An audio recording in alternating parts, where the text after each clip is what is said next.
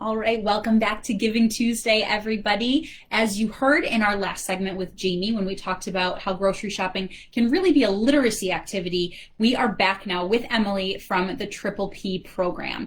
Now, Emily, we were told in the last hour that grocery shopping with your family can actually be an enjoyable experience. Is that true? So absolutely, it can definitely be a very enjoyable experience. I know that there are a lot of families out there who just kind of give up and say, oh, I'm not even going to take my kids shopping. It's such a hassle.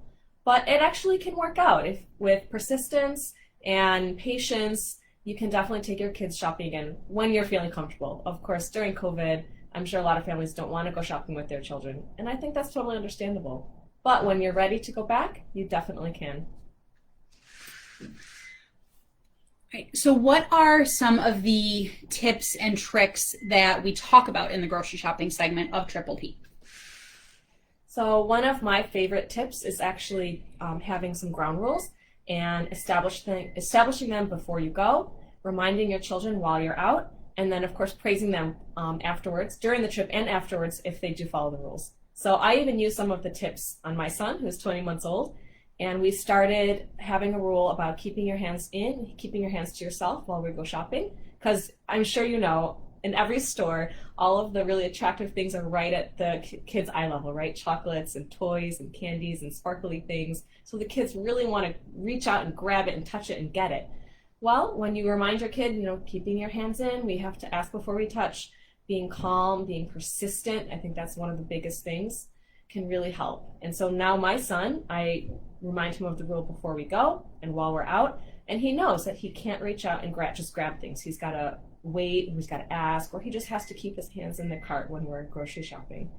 So I feel like that's one of the most important tips, is reminding your kids of the rules and praising them for doing the right thing. And I found a really huge change even with my own son. So what are some of the other components of the Triple P program? Because hassle-free shopping with children is just one of those pieces, right? Yeah.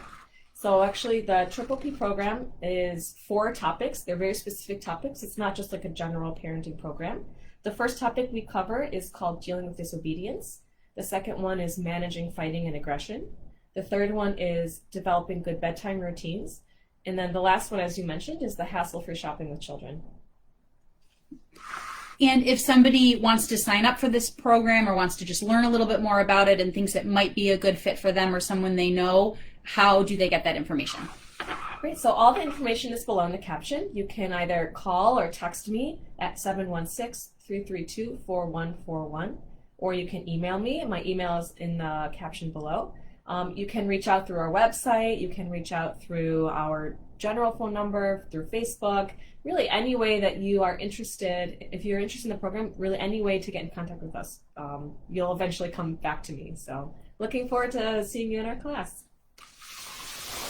All right, thanks, Emily. And as promised, and as you know by now from watching, we are going live every single hour with different parenting tips and family engagement strategies, and even some at-home activities for you. So we will see you back here at 2 o'clock. Thanks, everyone. Bye.